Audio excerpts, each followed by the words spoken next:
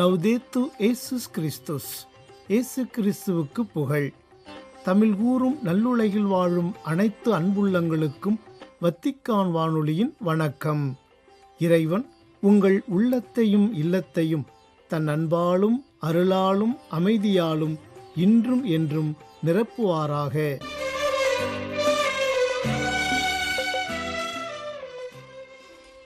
அன்பு நேயர்களே, வத்திக்கான் வானொலி இன்று உங்களுக்கு வழங்கவிருப்பவை: தடம் தந்த தகைமை, வாரம் ஓர் அலசல் மற்றும் செய்திகள்.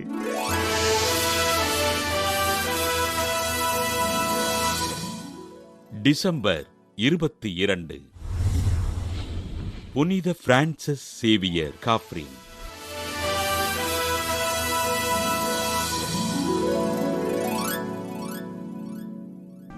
இத்தாலி நாட்டில் லம்பார்டி பகுதியில் வாழ்ந்த அகஸ்டினோ காப்ரின் ஸ்டெல்லா ஓல்டினி பெற்றோருக்கு கிபி 1850 ஆண்டு ஜூலை 15 பிறந்தார் பிரான்சிஸ் சேவியர் காப்ரின். தன் உடன் பிறந்த சகோதரியிடம் கல்வி பயின்ற சேவியர் காப்ரின் இறைபக்தியில் சிறந்து விளங்கி தாழ்ச்சி மற்றும் கீழ்ப்படிதலோடு வாழ்ந்தார். தன்னை இறைவனுக்கு அர்ப்பணித்து அருள் சகோதரியாக விரும்பிய இவர் திரு இருதய சகோதரிகள் சபையினை அணுகி தன் விருப்பத்தை தெரிவிக்க அச்சபையில் அனுமதி மறுக்கப்பட்டது. கிபி 1874 ஆண்டு தொன் அந்தோனியோ செராடி கேட்டுக்கொண்டதன்படி நாசரேத் சகோதரிகளால் நடத்தப்பட்ட ஆதரவற்ற இல்லத்தினை கவனித்துக் கொண்ட பிரான்சிஸ் சேவியர் காப்ரின் கிபி 1877 ஆண்டு தன் வார்த்தை பாட்டினை அளித்து அருட்சகோதரியானார். கிபி 1880 ஆண்டு திரு இருதய மறைப்பணியாளர்கள் சபையினை தொடங்கிய இவர் ஏழை மாணவர்கள் கல்வி பயில பள்ளிகளை கட்டி எழுப்பி அவர்கள் வாழ்வின் முன்னேற்றத்திற்காக கடுமையாக உழைத்தார்.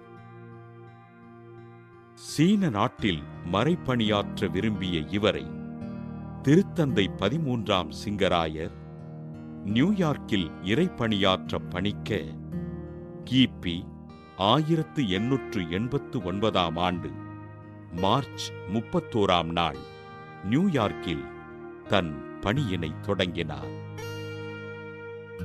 நியூயார்க் நகரில் குடியேறி இருந்த ஆங்கிலம் தெரியாத இத்தாலியர்களின் இறை வழிபாட்டிற்கு உதவிகள் செய்து அவர்களின் விசுவாசத்தினை உறுதிப்படுத்திய அருட்சகோதரி பிரான்சிஸ் சேவியர் காப்ரின் கிபி 1917 ஆண்டு டிசம்பர் 22 விண்ணகமடைந்தார்.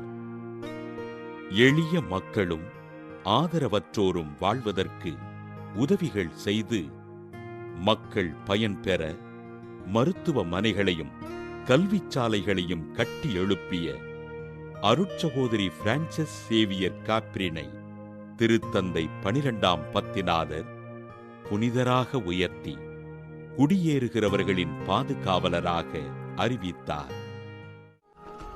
புனித பிரான்சிஸ் சேவியர் காப்ரின் திருவிழாவினை கொண்டாடுகின்ற நாம் ஏழ்மை நிலையிலுள்ள மாணவர்கள் கல்வி கற்க உதவிகள் செய்து அவர்களின் முன்னேற்றத்திற்காக ஆண்டவரிடம் ஜெபிப்போம்.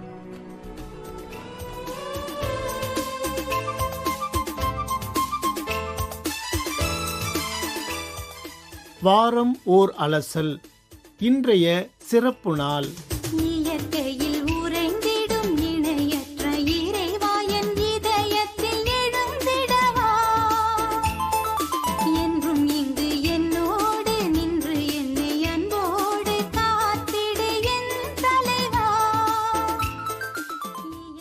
இந்த நாள் எந்த புகழ்மிக்க நபரின் நாள் அல்ல. எந்த பெரிய பதவியின் நாள் அல்ல. இது ஒரு சாதாரண மனிதனின் அசாதாரண மகத்துவத்தை மதிக்கும் நாள். விவசாயிகள் தினம். உலகம் எவ்வாறு முன்னேறினாலும், தொழில்நுட்பம் எவ்வாறு முன்னேறினாலும், ஒவ்வொரு மனிதருக்கும் வாழ்வதற்கு தேவைப்படும் மிக அடிப்படையானது 2 விஷயங்கள். ஒன்று, சுவாசிக்க காற்று, உணவு பரிமாற ஒரு தட்டு. இந்த 2ஐயும் உருவாக்குபவர் யார்? அலுவலகங்கள் அல்ல, ஏசி அறைகள் அல்ல, போர்ட்ரூம் கூடாரங்களும் அல்ல. சூடான வெயிலில் நிற்கும் தன் நிழலையே மறக்கும் ஒருவர். அவர்தான் விவசாயி. அவருக்கு அலுவலகமும் இல்லை, ஊதிய சீட்டும் இல்லை. அவரின் அலுவலகம் வயல், அவரின் மேசை மண், அவரின் நேரம் அனைத்து நேரமும்.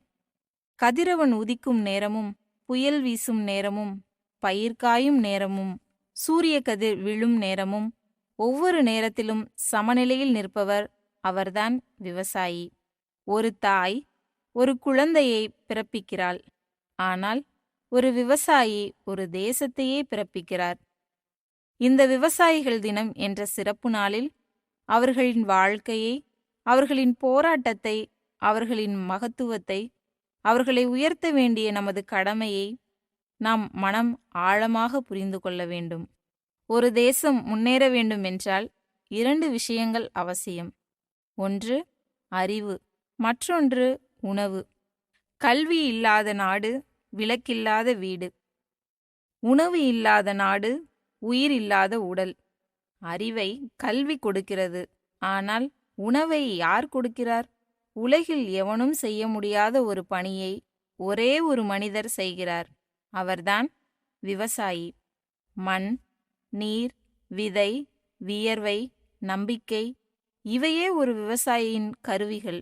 ஆனால் அவர் உருவாக்குவது ஒரு சாதாரண உணவு அல்ல, ஒரு உயிரின் தொடர்ச்சி. ஒரு விதையை மண்ணில் விதைத்து வைத்து இவ்வுலகத்திற்கு உணவு செய்யும் அற்புத சக்தி கொண்டவர் விவசாயி.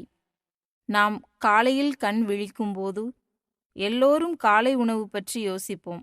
ஆனால் ஒரு விவசாயி யோசிப்பதோ, இன்று மழை பெய்யுமா, விதை போடலாமா, நிலம் உழவுக்கு தயாரா, உரம் போடணுமா, களை எடுக்கலாமா, தண்ணீர் பாய்ச்சலாமா, கதிரவன் உதிக்குமா என 1000 கேள்விகள் அவனுக்குள். ஆம், அவருடைய முதல் யோசனை கூட அவருக்கானது அல்ல, அது பயிருக்கானது. அவருடைய முதல் பிரார்த்தனை கூட அவருக்கானது அல்ல, அது மழைக்கானது. அவருடைய முதல் உழைப்பு கூட அவருடைய உடலுக்கானது அல்ல, அது உணவுக்கானது. இவ்வளவு தியாகம் செய்தும் இந்த விவசாயிகளை எத்தனை பேருக்கு தெரியும்? விவசாயியின் இதயம் 2 விஷயத்திற்காக துடிக்கிறது.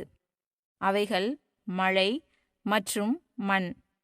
மழை பெய்தாலும் அவர் கவலைப்படுவார், அதிகமாக வந்தாலும் அவர் கவலைப்படுவார். ஒரு காலத்தில் மழை வராத ஒரு கிராமத்தின் மூத்த விவசாயி சொன்னார், நான் என் பயிரை மட்டும் மண்ணில் போட்டதில்லை, என் நம்பிக்கையே போட்டிருக்கிறேன். இந்த ஒரு வரி விவசாயியின் வாழ்க்கையை முழுவதும் சொல்லிவிடுகிறது. நாம் கடைக்கு சென்று அரிசி வாங்கும்போது அதன் பின்னால் எத்தனை கருவிகள் உழைத்திருக்கின்றன என்று யோசிப்போமா? எருதுகள், கலப்பை, உழுகருவிகள், தண்ணீர் இவையே விவசாயத்தின் அடிப்படை கருவிகள். இந்த கருவிகள் இல்லாமல் நம் தட்டில் உணவு வராது. இவை அனைத்துக்கும் மதிப்பு கொடுக்க வேண்டும். இந்தியா ஒரு விவசாய நாடு, மண்வளம் மிக்கது. பஞ்சாப் இந்தியாவின் அன்னத்தொட்டி. ஹரியானா கோதுமை மற்றும் அரிசியின் பெரும் உற்பத்தி. தமிழ்நாடு உழவர் நெஞ்சங்களின் மாநிலம். கேரளா மசாலாவின் நாடு. ஒடிசா நெற்பயிரின் தாயகம். ஆந்திரா பசுமை வளத்தின் நிலம். மகாராஷ்டிரா பருத்தி மற்றும் கரும்பின் முன்னணி. இந்திய விவசாயம் என்பது வேலை அல்ல, ஒரு கலாச்சாரம், ஒரு மரபு, ஒரு அடையாளம். விவசாயியின் துன்பங்கள் யாருக்கு தெரியாமல் நடக்கின்றன தெரியுமா? விலை குறைவு, மழை ஏமாற்றம், கடன், உரம் விலை, விதை கிடைப்பது, அரசு உதவி தாமதம், நஷ்டம், பாசனம் பிரச்சனை, புழு தாக்குதல், நடவு தோல்வி, அறுவடை சிரமம், பயிர் காப்பீடு சிக்கல் இவற்றையெல்லாம் தாங்கியும் அவர் ஒரு நாள் கூட வேலை நிறுத்தவே மாட்டார். ஏனெனில் அவர் நிறுத்தினால் ஒரு உலகமே பசியால் வாடும். தமிழ்நாட்டில் ஒரு வயதான விவசாயி இருந்தார். அவரிடம் கேட்டார்கள், தாத்தா, நீங்க இவ்வளவு வயசானாலும் உழுது கொண்டே இருக்கீங்க, ஏன் ஓய்வு எடுக்கல? அவர் சிரித்தபடி சொன்னார், நான் பயிரை மட்டும் வளர்க்கல, நான் உயிரை வளர்க்கிறேன். நான் நிறுத்திட்டா நாளைக்கு அத்தனை பேரும் பசியா இருப்பாங்க. இந்த ஒரு வாக்கியம் விவசாயியின் இதயத்தை முழுமையாக காட்டுகிறது. இன்றைய விவசாயம் பழைய முறையில் மட்டும் இல்லை. நவீன கருவிகள், ட்ரிப் இரிகேஷன், ஸ்பிரிங்லர், அறிவியல் உரங்கள், மேம்பட்ட விதைகள், ஜெனோமிக் ஆராய்ச்சி, பயிர் காப்பீடு, ட்ரோன் தெளிப்பு, செயற்கைக்கோள் வானிலை கணிப்பு இதுவெல்லாம் விவசாயத்தில் புரட்சியை ஏற்படுத்துகின்றன. விவசாயம் என்பது மண் மட்டுமல்ல, அறிவும் சேர்ந்து செயல்படும் ஒரு மிகப்பெரிய விஞ்ஞானம். நாம் தினமும் வீணாக்கும் உணவில் ஒரு விவசாயியின் வியர்வை உள்ளது.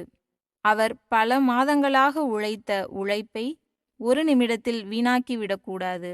உணவை வீணாக்குவது உணவை வளர்த்த மனிதனின் உழைப்பை அவமதிப்பது. தமிழர் வரலாற்றில் விவசாயம் ஒரு பெருமை. உழவர், நிலத்தார், காளையர், உழவு தொழில், நெற்பூஜை, பொங்கல், மாது பொங்கல், மாட்டுப்பொங்கல், கம்பர் விழா இவை அனைத்தும் தமிழர்களின் கலாச்சாரத்தில் விவசாயம் எவ்வளவு ஆழமாக பதிந்திருக்கிறது என்பதை சொல்லுகின்றன. வெப்பநிலை உயர்வு, மழை குறைவு, வானிலை கணிப்பு தவறுதல், வெள்ளம், வறட்சி, புழு தாக்குதல் அதிகரிப்பது இவை அனைத்தும் விவசாயியின் உழைப்பினை நேரடியாக தாக்குகின்றன. ஆனால் அவர் ஏமாறாமல் ஒவ்வொரு ஆண்டையும் புதிதாக தொடங்குகிறார். அவரிடம் இருக்கும் மிகப்பெரிய ஆயுதம் நம்பிக்கை. விவசாயம் என்றால் என்ன என்று பலர் நினைக்கிறார்கள். ஆனால் உண்மையில் விவசாயியின் முதுகெலும்பு விவசாய பெண்கள்.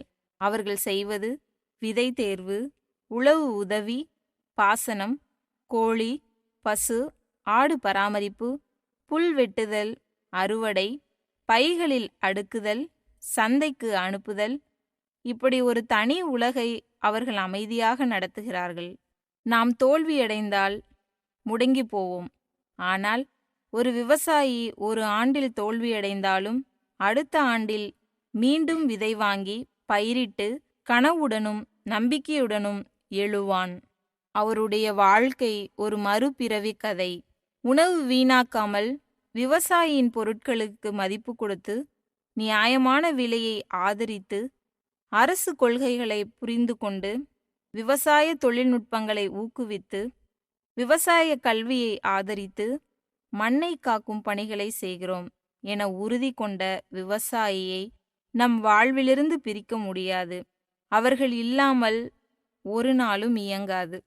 இந்த நாள் நமக்கு சொல்லுவது, உலகத்தையே உணவளிக்கும் மனிதனை நாம் மதிக்க வேண்டும். அவருடைய வியர்வையே நமது வயிற்றின் நிம்மதி. அவர் வாழ்ந்தால்தான் நாம் வாழ முடியும்.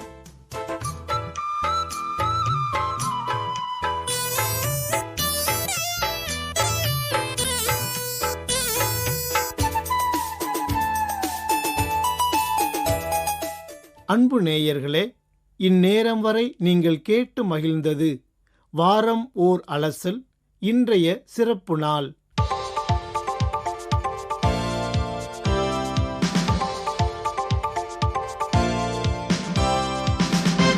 செய்திகள். நம்பிக்கையை பகிர்ந்து கொள்வோம் மற்றும் இறைவேண்டல் வழியாக எல்லாவற்றிற்கும் கடவுளிடம் நம்பிக்கை கொள்வோம் என்று கூறினார் திருத்தந்தை 14ஆம் லியோ. டிசம்பர் 21 ஞாயிறன்று வத்திக்கான் புனித பேதுரு பெருங்கோவில் வளாகத்தில் கூடியிருந்த பல்வேறு நாடுகளைச் சேர்ந்த ஆயிரக்கணக்கான திருப்பயணிகளுக்கு வழங்கிய நண்பகல் மூவேளை இறைவேண்டல் உரையில் இவ்வாறு மொழிந்தார் திருத்தந்தை. திருவருகை காலத்தின் 4வது ஞாயிற்றுக்கிழமையின் நற்செய்தி வாசகத்தை மையமாக கொண்டு தனது சிந்தனைகளை விசுவாசிகளுடன் பகிர்ந்து கொண்டார் திருத்தந்தை. கிறிஸ்துமஸ் நெருங்கி வரும் வேளையில் இரக்கம், துணிவு மற்றும் நம்பிக்கையின் முன்மாதிரியாக புனித யோசேப்பை பார்க்குமாறு விசுவாசிகளை வலியுறுத்திய திருத்தந்தை கடவுளின் விருப்பத்திற்கு அவர் அமைதியாக கீழ்ப்படிந்ததையும் அவர்களுக்கு எடுத்துக்காட்டினார். நற்செய்தியாளர் மத்தேயுவால் நேர்மையாளர் என்று அழைக்கப்படும் புனித யோசேப்பு சட்டத்தை பின்பற்றிய அதே வேளையில் மற்றவர்களிடம் மிகுந்த இரக்கத்தையும் அக்கறையையும் காட்டினார் என்று எடுத்து காட்டினார் திருத்தந்தை. தூய ஆவியால் கருவுற்றிருந்த மரியாவை கண்ணுற்ற புனித யோசேப்பு பொதுமக்களின் விமர்சனங்களுக்கு மேலாக விவேகத்தையும் இரக்கத்தையும் தேர்ந்தெடுத்ததை நினைவுகூர்ந்த திருத்தந்தை சமய கடமையின் உண்மையான அர்த்தம் இரக்கம் என்பதை அவர் வெளிப்படுத்தினார் என்றும் சுட்டிக்காட்டினார் திருத்தந்தை. ஆண்டவரின் தூதர் யோசேப்புக்கு கனவில் தோன்றி கூறிய செய்திக்கு பிறகு அவர் கடவுளின் திட்டத்தை ஏற்றுக்கொண்டபோது அவருடைய நற்பண்புகள் இன்னும் அதிகமாக வெளிப்பட்டன என்று கூறிய திருத்தந்தை தனது தனிப்பட்ட நலன்களை விடுத்து தன் எதிர்காலத்தை முழுவதுமாக கடவுளிடம் ஒப்படைத்தார் என்றும் மொழிந்தார். புனித அகஸ்தினாரை மேற்கோள் காட்டி கடவுளின் மகனை உலகிற்கு வரவேற்பதில் யோசேப்பின் பக்தியும் இரக்கமும் முக்கிய பங்கு வகித்தன என்பதை வலியுறுத்திய திருத்தந்தை திருவருகை காலத்தின் இறுதி நாட்களில் யோசேப்பின் மனப்பான்மைகளான இரக்கம், பணிவு, நம்பிக்கை மற்றும் இறைவேண்டலை பின்பற்றுமாறு விசுவாசிகளை ஊக்குவித்தார். கிறிஸ்தவர்கள் மன்னிப்பவர்களாகவும் மற்றவர்களை ஆதரிப்பவர்களாகவும் நம்பிக்கையை பகிர்ந்து கொள்பவர்களாகவும் வரவேற்கப்படுபவர்களாகவும் விளங்கிடுமாறு கேட்டுக்கொண்ட திருத்தந்தை அவர்கள் சந்திக்கும் அனைவருக்கும் கடவுளின் உடனிருப்பை வெளிப்படுத்துமாறும் விண்ணப்பித்தார். வரும் ஜனவரி மாதம் 7, 8 ஆகிய தேதிகளில் வத்திக்கானில் இடம்பெறவிருக்கும் தனது முதல் கர்தினால்கள் ஆலோசனை அவை கூட்டம் குறித்து திருத்தந்தை 14ஆம் லியோ அவர்கள் அறிவிப்பொன்றை செய்துள்ளார் என்று கூறியுள்ளது திருப்பீட செய்தி தொடர்பகம். உலகம் முழுவதிலுமிருந்து வரும் கர்தினால்கள் ஒன்று கூடி திருத்தந்தைக்காக இறைவேண்டல் செய்யவும் கருத்துக்களை பகிர்ந்து கொள்ளவும் அவருக்கு ஆலோசனைகள் வழங்கவும் இந்த 2 நாள் கூட்டம் நடைபெறும் என்றும் திருப்பீட செய்தி தொடர்பகம் தெரிவித்துள்ளது. இந்த கர்தினால்கள் ஆலோசனை அவை கூட்டம் பல்வேறு தளங்களில் தங்கள் கருத்துக்களை பகிர்ந்து கொள்வதற்கும் ஒன்றிணைந்து சிந்திப்பதற்கும் நல்லதொரு தருணமாக அமையும் என்றும் அதன் அறிக்கை உரைக்கிறது. மேலும் திருத்தந்தையும் கர்தினால்களும் நெருக்கமாக பணியாற்றவும் உலகளாவிய திரு அவையை வழிநடத்த உதவுவதில் தங்கள் உறவை வலுப்படுத்தவும் இது ஒரு வாய்ப்பாக அமையும் என்றும் மொழிகிறது அதன் அறிக்கை. இந்த கர்தினால்கள் ஆலோசனை அவை என்பது திருத்தந்தை தனது முடிவுகளை எடுக்கவும் திரு அவையை வழிநடத்துவதில் அவருக்கு தங்கள் ஆதரவையும் ஆலோசனையையும் வழங்கவும் உதவும் ஒரு முக்கியமான நிகழ்வாகும் என்றும் அதன் அறிக்கையில் கூறப்பட்டுள்ளது. எருசலேமில் உள்ள பல்வேறு திருச்சபைகளின் தலைவர்கள் காசாவில் புற்றுநோயால் பாதிக்கப்பட்டுள்ள சிறுவர்கள் கிழக்கு எருசலேமில் உள்ள அகஸ்தா விக்டோரியா மருத்துவமனைக்கு சிகிச்சைக்காக செல்ல அனுமதிக்கப்பட வேண்டும் என்று இஸ்ரேலிய அதிகாரிகளிடம் அவசர கோரிக்கை ஒன்றை விடுத்துள்ளனர். டிசம்பர் 20 சனிக்கிழமை நிலவரப்படி காசாவிலிருந்து புற்றுநோயாளிகள், குறிப்பாக இரத்த புற்றுநோயால் பாதிக்கப்பட்டுள்ள சிறுவர்கள் மேற்கு கரை மற்றும் கிழக்கு எருசலேமில் உள்ள சிறப்பு மருத்துவமனைகளுக்கு செல்வதை இஸ்ரேலிய அதிகாரிகள் தொடர்ந்து தடுத்து வரும் நிலையில் இவ்வாறு கேட்டுக்கொண்டுள்ளனர். எருசலேமின் முதுபெரும் தந்தையர்கள் மற்றும் பல்வேறு திருச்சபை தலைவர்கள் காசாவில் போதிய மருத்துவ வசதிகள் இல்லை என்பதை சுட்டிக்காட்டியுள்ளதுடன் குழந்தைகளின் உயிரை காக்க அவர்களுக்கு தகுந்த நேரத்தில் சிகிச்சை அளிப்பது மிக அவசியமானது என்றும் வலியுறுத்தியுள்ளனர். எருசலேம் திருச்சபை தலைவர்களும் மத்திய கிழக்கு அமைதிக்கான திருச்சபைகள் அமைப்பினரும் இந்த சிறுவர்களுக்கு தேவையான சிகிச்சை கிடைப்பதை உறுதி செய்ய உலக நாடுகளும் அனைத்துலக சமூகமும் விரைந்து செயல்பட வேண்டும் என்று வலியுறுத்தி வருகின்றனர். நேயர்களே, இத்துடன் வத்திக்கான் வானொலியின் தமிழ் ஒலிபரப்பு நிறைவு பெறுகின்றது. தொடர்வது அதன் மலையாள நிகழ்ச்சிகள். உங்கள் செவிமடுத்தலுக்கு நன்றி. வணக்கம். வணக்கம்.